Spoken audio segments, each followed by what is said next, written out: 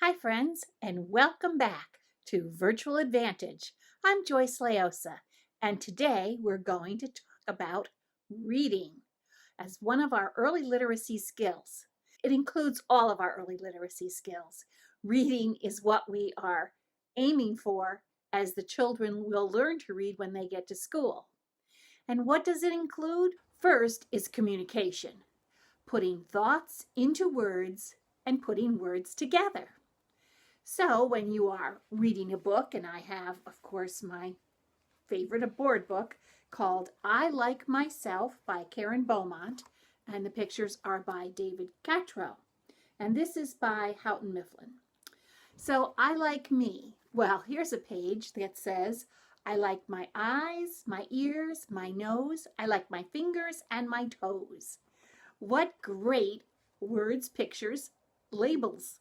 And if you notice, our little girl, she's sitting right here, and she is surrounded by art of a nose, an eye, an ear, fingers, toes, and her dog. Yes, her dog.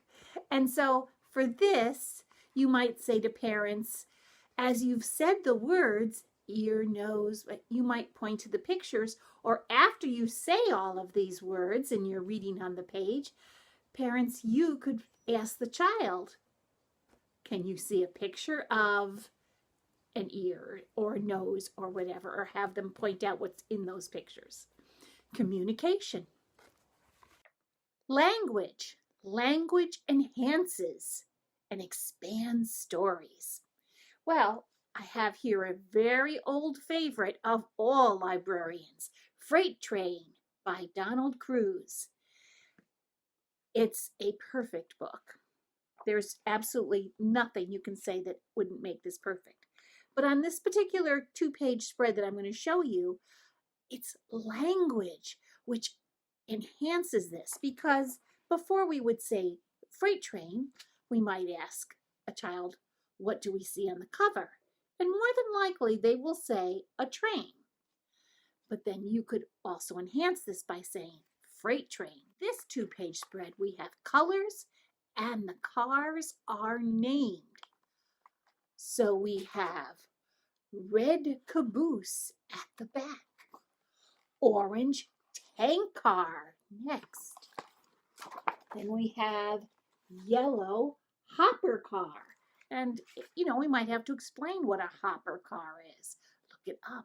But it's the language which enhances this story because it expands each and every word. It's not just red, it's a red caboose.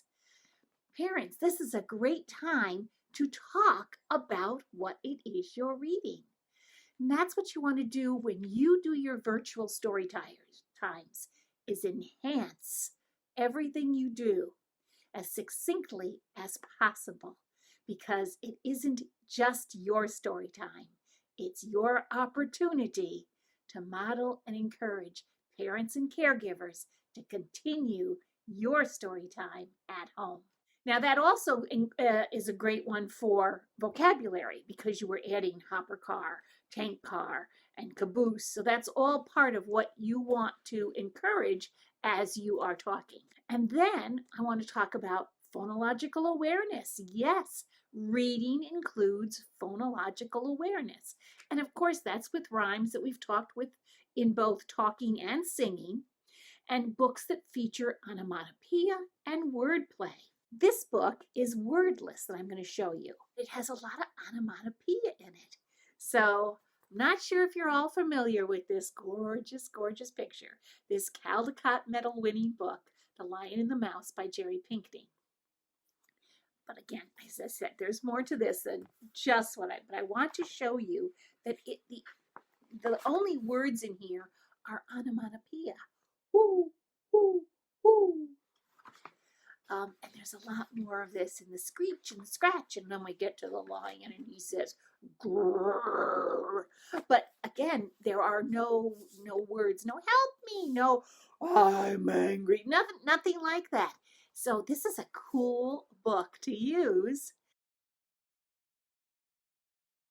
interactive reading is very important, and we've talked about this in the past with talking and singing. One of the things that is important is showing the cover. And it's a great question to ask, what do you think the book will be about? Now, I'm taking the lion and the mouse again. And if you look at this cover, gorgeous as it is, just has the lion on it. So there's really no hint of what is the story. So you might ask about the fact that besides the, after they say lion, you'd say, can you guess what the story is about? And they might kind of look at you quizzically, or they may know this book and they'll give you the answer. But then you could turn the book around. Yes, there's 2 characters in this book. And the name of the book is on the spine. And certainly that is an excellent book word to use, because when they are taken to the library, and you can mention this, parents, when you go to the library with your children, there's a lot of spines to look at, and it's sometimes hard to know what book you'll like by just looking at the spines on the shelf, which is why we take them out and look at the covers and the back.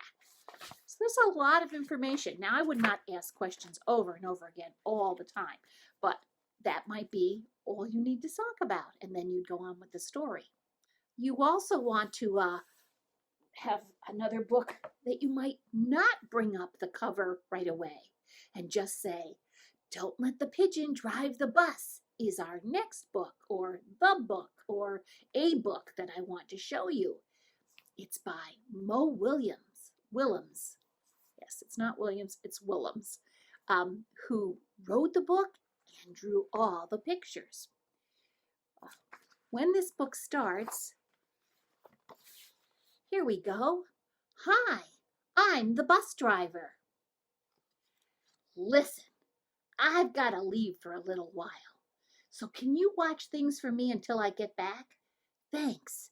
And oh, remember, don't let the pigeon drive the bus. And how do we know it's the bus driver talking? Because Mo Willems has a speech bubble above the bus driver's head, and this little line shows that it's him talking.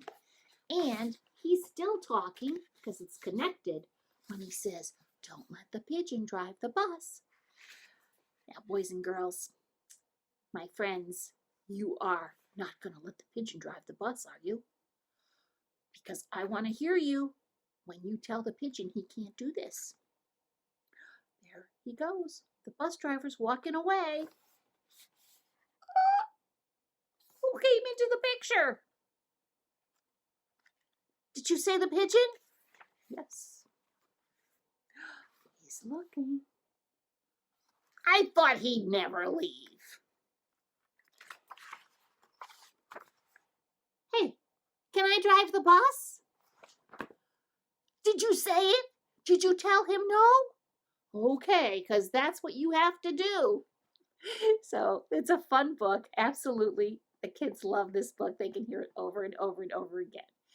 But what I was pointing out about the cover is you might want to point out that those speech bubbles, look at this. It's not the pigeon who says, Don't let the pigeon drive the bus. It's the author and illustrator, Mo Willems.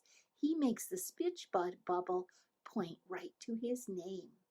Also, as you're going along in this book, or any book, you can also go back and ask somebody, oh, wait a minute, I don't remember that. Did we have that already? Did that happen?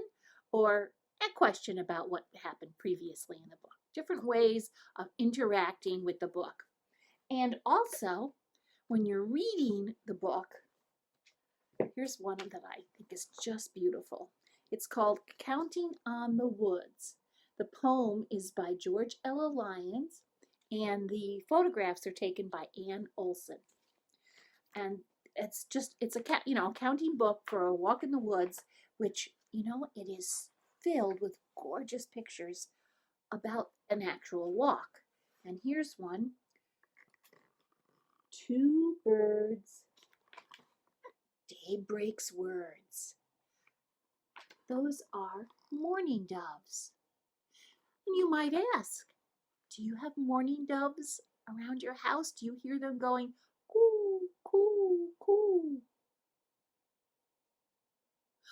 Oh, you don't? Well, that's sad because they have a very pretty sound. I love to hear them. Oh, some of you do. Oh, that's good. That's good. It's good to look out at the birds and when we're taking a walk. And that might be the only thing you need to say about that book as you continue to read it and enjoy it. But this one has great photographs of worms, of trees, of moss, of whatever. I think that kids love wildlife. So it's good to talk about it. And this book, Counting on the Woods, is a great one to bring up. Dialogic reading is an opportunity to provide a sentence and have the children fill in the next word or the last word. And we've talked about that with singing and talking, especially with rhyming words. And this still pertains to that. It's still reading. It's still going on. You can do a lot with the rhyming words. However, it doesn't always have to be that way. And I chose a book that is really cool in that children will be able to look at the picture and know what we're talking about. First, the egg. This is by Laura Vaccaro Seeger, and it's published by Roaring Brook Press. And so this is very simple words. It's also a small book, another one, great one for virtual story times, and then it's small. First, that's the word first. I'm going to ask, what does it say? What's the first sound? First, the egg. Turn the page. This is a cutout book, so it's kind of cool if you can show that there's a cutout. Now what's going to happen? Then the chicken.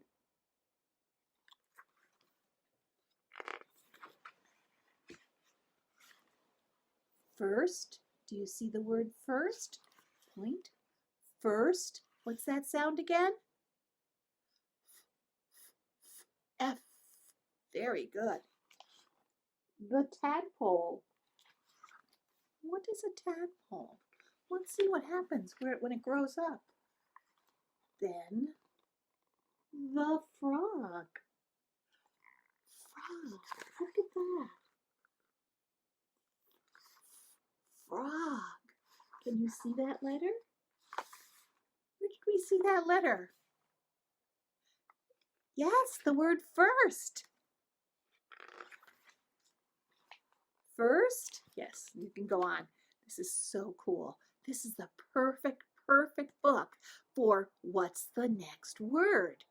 Now, the very first time you read the whole book, of course, they're not going to get it, but they might get some of the words. Fantastic. Then you can do it again, read it again, and now they can all join in because now they have the rhythm, the pattern, and the pictures now start to make sense. It's an excellent way. It's dialogic reading. You can also ask about what happened in the story. Ask what is happening in the story and what happens when it changes. And then you can, in almost every book, you can ask what questions. What, W-H, who, what, when, where, and why. And sometimes you can ask, how does it relate to their own lives? Have they ever seen a tadpole? And have they seen frogs? Well, have they had an egg? Have they touched an egg and seen the chickens? It's a seed to a flower. Have we planted seeds? And that's great to even ask parents that maybe they'd like to plant a couple of seeds in little pots and watch them grow with their children. By using interactive and dialogic reading techniques, you have the benefit of pointing out and explaining to caregivers about the practice and why you're using them. So when you are giving your tips, you're explaining why you are doing these things and why it's important. Synthesis. This is important, very important in reading. And it's I have a book here that I'm going to talk about with you that it's not a hard thing to do, but it also is, sometimes you have to think about what it is you're going to ask. So I'm using The House in the Night which is by Susan Marie Swanson. It is a Caldecott Medal winning book for the illustrator Beth Promus, who used Scratchboard to do the illustrations. In this book, it's a nursery rhyme that apparently is a very old one that I had never heard before, and this author wanted it illustrated. Here is the key to the house, is the first page. The next page is In the House Burns a Light. And if you look at that, you can see the light, well, not with my ugly little thing there. You can see the light on in the house. Now, this is a page that I would say, can you tell me what else do you see that is golden? And I would assume that, giving your 5-second wait, that the child might say the sun. Some of them may notice the flowers, but mainly the sun. And then I would say, that's right. A golden sun or golden flowers. And what is that again? And have them all repeat it without saying, please repeat it. What is that again? And they probably will all say, it's a golden sun. You're using an adjective, descriptive words, and that helps build vocabulary, and that helps build into the meaning of the story, because this is a great goodnight book that goes from the day to the night, and things get darker, and you notice the golden pieces of it little by little for each piece of the book, and it's just delightful. Sometimes these tips are a little hard about the reading ones for parents, but some of the easiest tips are to start with books that the kids know and have sit down with and kind of play with them a little bit. So when you're teaching them to read right to left, you need to, and the book is right side up, and you pull open when you're going to open the book, turn it upside down. See if they notice. See if they notice that. And so that's a great way to begin and say, okay, we're going to start. And what would happen if you started? Well, everything would be crazy. Or put the back on and start from the back. Do we start from the back? No, we don't start from the back. But these are good things to reinforce for them. We see print everywhere, and it's very important to point it out to children. And they can use magazines, you can use posters.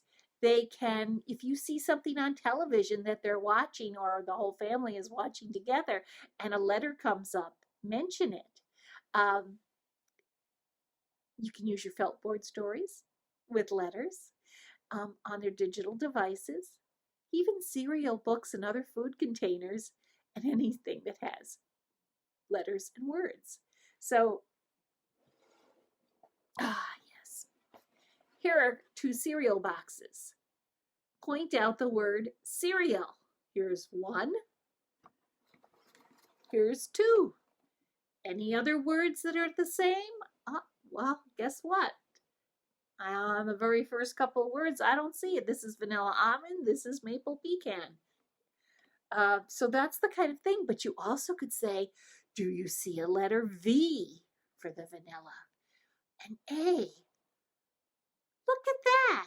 Those shapes look alike, but one is upside down and one is right side up. Well, of course, they're both right side up for a letter, so you might play with those letters. If you have t-shirts in the family, who does not wear t-shirts? Well, a lot of members of the family might wear t-shirts with words on them. So talk about the t-shirts with words. Yes, I did grab one of my husband's t-shirts. And he wears a lot of purple t-shirts because he loves UAlbany. Well, look at all those letters. That's a great place to mention the letters. And they're just sitting there at the table all the time, or when Daddy's holding baby. It's great. Of course, reading is important, but it is only one of the 5 early literacy skills. But you want to make sure that mom and dad, all the caregivers, know how important it is. Even if they don't want to read or the child is not ready to read, remind parents and caregivers as one of your tips to put board books throughout the house in all different rooms, because as the child is playing, they'll be playing with the books too. There's nothing wrong with building a tunnel of books. There's nothing wrong because they're going to eventually move the pages and look at the pictures and become interested in it. Sometimes parents will think like, my child is just so busy moving, they don't want to sit still. They don't have to sit next to the parent. When the parent is reading or the caregiver is reading, tell them to just read, sit on a chair or a couch on the same room that the child is playing. No distractions. The child is playing and enjoying themselves while the rhyming words, the song, the story is going on. And it's coming from that book in the adult's lap. Having a child that wants to listen to a bedtime story is wonderful and encouraging, and it's great to do that. So just say thank you, parents, for doing that. Or before an afternoon nap. It's just there because it's normal that we look at books and look at reading material. So if mom and dad are reading the newspaper or magazines, that's okay too. Point out a picture, point out a letter, point out a word. Pretty soon, they might start seeing some of those words. T-shirts, cereal boxes, food, it's all over the place. The name of the grocery store? Well, whatever you choose, it's on the sign outside. The stop sign says stop in the middle of it. They'll learn. They will. You just have to keep telling them.